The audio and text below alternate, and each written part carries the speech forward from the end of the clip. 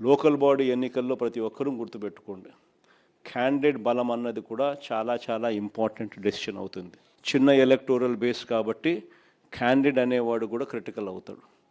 అక్కడ మనము ఎటువంటి భావోద్వేగాలకు పోవడము, ఎటువంటి ఈగోకు మనం పోకుండా అందరినీ కలుపుకొని పోయే విధంగా మనం కూడా ఉండాలి అనేది ప్రతి ఒక్కరు గుర్తుపెట్టుకోండి. ఎందుకనంటే 9 ఓట్లతో ఓడిపోయిన కేసులు ఉన్నాయి, 9 ఓట్లతో గెలిచిన కేసులు కూడా చాలా ఉన్నాయి. గెలుపు ఓటమిల మధ్య తేడా అన్నది ఎంత ఇంపార్టెంట్ అన్నది ప్రతి ఒక్కరు గుర్తుపెట్టుకోవాలి. అల్టిమేట్గా జో జీతా ఓ సికిందర్, గెలిచినోడు ఎన్నోట్లతోన్నా గెలిచి అది వేరే విషయం, గెలిచినోడు సికిందర్. అదే మాదిరిగా గుర్తుపెట్టుకోండి. ఈ గోలకు మనం పోయినాము అని అంటే మనం నష్టపోతాం. ఫస్ట్ మీరు గెలవాలి. గెలవడం కోసం ఈ ఈగోను పక్కన పెట్టండి. ప్రతి కార్యకర్త కూడా ఎక్కడెక్కడ మనం గట్టిగా ఆ గ్రామంలో కన్సాలిడేట్ చేసుకోవాలని ఇది ఒక అవకాశం కింద తీసుకోండి. ఆ గ్రామాలన్నీ కన్సాలిడేట్ చేయండి.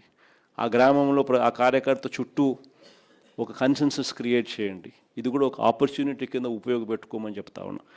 ఈ నెక్స్ట్ 60 రోజులో, నెక్స్ట్ 70 రోజులో ఏదన్నా కానీ నియోజకవర్గాలలో పూర్తిగా అందుబాటులో ఉంటూ పూర్తిగా దీని మీద ఫోకస్ పెట్టమని చెప్పి ప్రతి ఒక్కరితో కూడా రిక్వెస్ట్ చేస్తా ఉన్నా. ఎందుకనంటే ఆ కైండ్ ఆఫ్ అటెన్షన్, ఆ కైండ్ ఆఫ్ ఫోకస్ మీరు పెట్టినారు అని అంటే ఆటోమేటిక్లీ రిజల్ట్స్ వస్తాయి.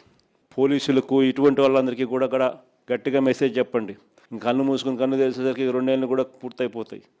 ఎవడైనా కూడా ఏ పోలీస్ అధికారైనా కూడా పదవి దుర్వినియోగం చేస్తే మాత్రం ఖచ్చితంగా గుర్తుపెట్టుకుంటాం. డిజిటల్ బుక్లోకి వాళ్ళ పేర్లు ఎక్కిచ్చేసేయండి. ఆ తర్వాత మన ప్రభుత్వం వచ్చిన తర్వాత అన్యాయం చేసిన అధికారి ఎక్కడ ఉన్నా కూడా ఖచ్చితంగా శిక్ష పడేట్టుగా చేస్తామని మాత్రం ఖచ్చితంగా చెప్తా ఉన్నా. ఈ మెసేజ్ ప్రతి అన్యాయం చేసే పోలీసు వాళ్ళకు కూడా ఖచ్చితంగా పంపించద్దు. ప్రతి పోలీసు వాళ్ళకు కూడా రిక్వెస్ట్ చేయండి, అన్యాయం చేయొద్దండి, న్యాయంగా ధర్మంగా జరిగించండి. అలా కాదు మేము అన్యాయమే చేస్తాము అని అంటే మాత్రం ఇప్పుడు మీ టైం అని అనుకుంటున్నారు, వచ్చేది మా టైము. మీ 5 ఏళ్ళు అయిపోతూ ఉంది, చివరి 2 ఏళ్ళకి వచ్చేసినారు. ఆ తర్వాత కనపడేది మా 5 ఏళ్ళు కనపడతా ఉంది. అది గుర్తుపెట్టుకున్నాను మాత్రం ఖచ్చితంగా ప్రతి ఒక్కరికి చెప్పే కార్యక్రమం చెప్పండి.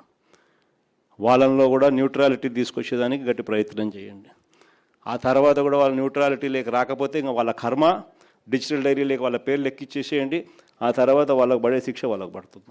ఈ ఎలక్షన్ మిమ్మల్ని బలపడేదానికి ఉపయోగపెట్టుకోవాలి. ఈ ఎలక్షన్ స్టార్టింగ్ పాయింట్. ఈ ఎలక్షన్తో మీరు క్యాడర్లోనూ ఇంకొక చోట మీరు అన్ని ఈగోస్ పక్కన పెట్టి ఒక తాటి మీదకి అందరినీ తీసుకొని వచ్చి వాళ్ళందరినీ మీరు పని చేయించుకునే విధంగా మీరు తయారు చేసుకునే ఎన్నిక అనేది గుర్తుపెట్టుకోండి.